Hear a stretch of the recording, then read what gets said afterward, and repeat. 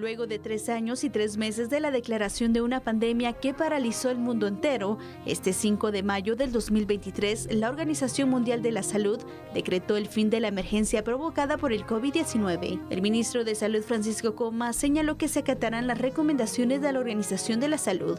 Sin embargo, algunas medidas podrían continuar de manera preventiva. De todas formas, es una muy buena noticia que creo que el mundo estaba esperando el hecho de que se declarara finalizada la pandemia. Significa esto que bajemos o descuidemos algunas de las medidas que ya habíamos implementado y que creo que son ya una recomendación para el diario vivir, sobre todo para las personas que tienen enfermedades de riesgo. Yo diría que no.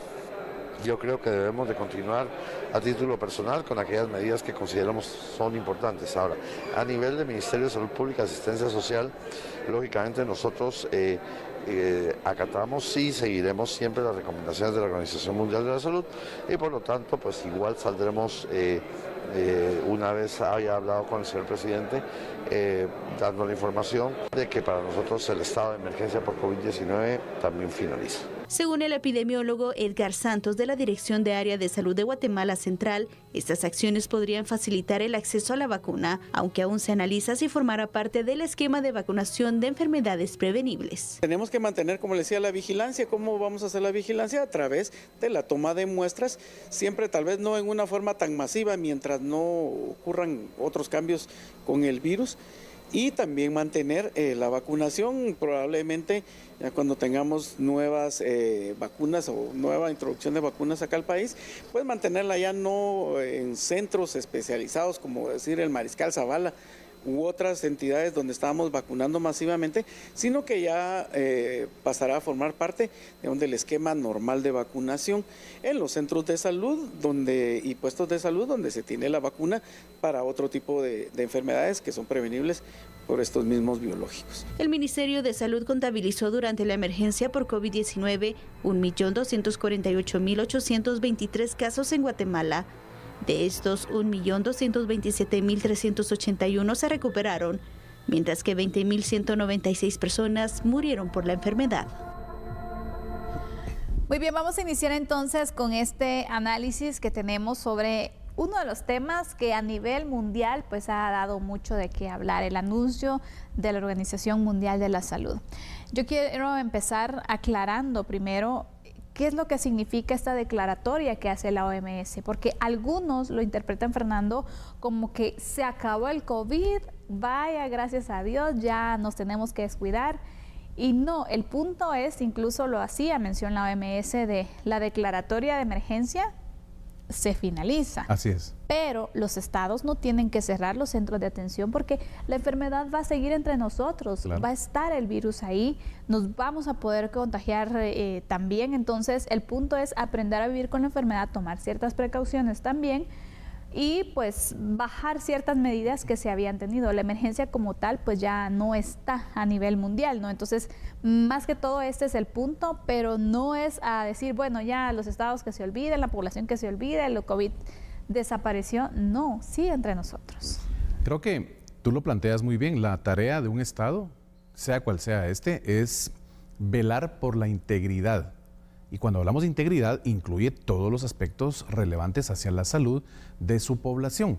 Entonces, el trabajo que se debe realizar normalmente cada 24 horas, 7 días a la semana, 52 semanas al año, es simple y sencillamente tener todos esos accesos, oportunidades, acceso a medicamentos que puedan de alguna manera pues, bajar la sintomatología de un enfermo que normalmente hoy por hoy va a adquirir el COVID porque quedó como enfermedad pues, para los seres humanos en esa forma de contagio que podemos tener ya, influenza o cualquier gripe o una tos, sea cual sea. Entonces, el Estado, como bien lo planteas, Sandy, simple y sencillamente deberá tener todo el trabajo realizado enfocado ¿a qué? A brindarle los medicamentos, la atención médica y, por supuesto, los tratamientos que se necesiten, porque a pesar que hoy sabemos que las cepas ya no son tan violentas como aquella primera que al inicio del COVID-19 pues lamentablemente cobró la vida de más de 20,000 guatemaltecos, que era aquella famosa cepa Delta. hoy pues tenemos una cepa que nos pega, nos deja así con ciertos malestares y vamos ahí avanzando y a los días ya estamos recuperados, pero simple y sencillamente sigue siendo COVID. Y el Estado tiene la obligación de brindar esa garantía y esa asistencia social a toda la población en materia no solo del COVID, sino obviamente de cualquier otra enfermedad. Es parte de ese estatuto que al final de cuentas es una obligatoriedad por parte de esa figura macro llamada Estado para que su población, todos los hombres, mujeres, no importa la edad, niños, niñas, puedan tener el acceso a seguir teniendo vacunas y, por supuesto, seguir teniendo la asistencia médica que se necesite en cualquier espacio donde el COVID pueda afectar. Exactamente, es muy importante. Y aparte de también recordar que en los sistemas de salud se debe contemplar siempre estas unidades especializadas para el tratamiento de COVID-19, claro, porque hemos visto, ¿no?, que hay varios pacientes que les ha dado COVID-19 que siguen presentando secuelas, sí, situaciones de salud que se les ha ido complicando, que no han podido recuperarse incluso y que necesitan este seguimiento también para poder recuperarse completamente y para poder ser tratados también contra esta enfermedad y sus secuelas también. Claro, totalmente. Vamos a ir con unos datos en este momento que tenemos para ustedes para ampliar este análisis. Porque la Organización Mundial de la Salud declaró el fin de la emergencia sanitaria mundial por el virus del COVID-19. El anuncio, de hecho, lo realizó esta mañana Tedros Adhanom, que es el director general de la OMS, y su equipo de trabajo. Explicaron que fue una decisión en consenso del Comité de Emergencia que está a cargo de evaluar la situación de la enfermedad, la cual durante más de un año ha tenido una tendencia a la baja. La OMS fue declarada al indicar que están dando por finalizada la emergencia, pero no el virus. Y recalco esto, pues el mundo seguirá conviviendo con el COVID-19 y este continuará transmitiéndose de persona en persona, con la posibilidad de generar nuevas variantes que pongan en riesgo la salud de las personas, por supuesto. De esta cuenta también hacen un llamado a los gobiernos y a los sistemas de salud del mundo para no bajar la guardia, ya que esta declaratoria no significa que todo haya terminado. Al contrario, deben mantener la vigilancia y las medidas de prevención para evitar los riesgos ante un virus tan potente que cobró millones de vidas en estos últimos años y dejó secuelas en aquellos que se contagiaron y sobrevivieron. Destaquemos esto: varias personas murieron por COVID-19. Varias personas se han visto con serias complicaciones, todavía están tratando de recuperarse.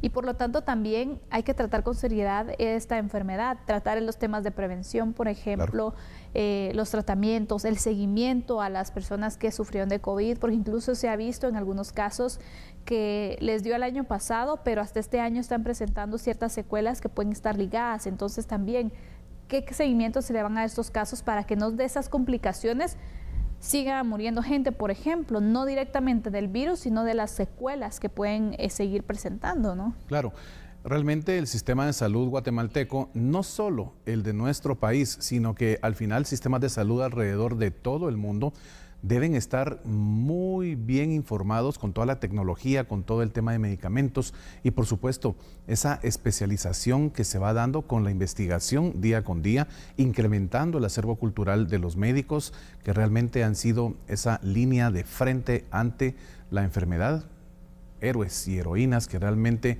en algunos casos incluso se tuvo que llorar su partida porque entregaron cuerpo y alma para defender con sus conocimientos, con su práctica médica, la vida de cuántos pacientes que realmente vieron un espacio muy complejo, muy doloroso y sobre todo físicamente muy desgastante, Sandy, con esa enfermedad que de verdad en sus inicios fue muy complicada para la humanidad. Exactamente. Y en este punto, Fernando, también es de reconocer ese trabajo de los médicos, de todo el personal médico, auxiliares, las enfermeras, todo el personal que estuvo ahí atendiendo esta emergencia, así que es. Algunos incluso en las atenciones se contagiaron, algunos médicos que perdieron la vida incluso, personal de salud que también les tocó.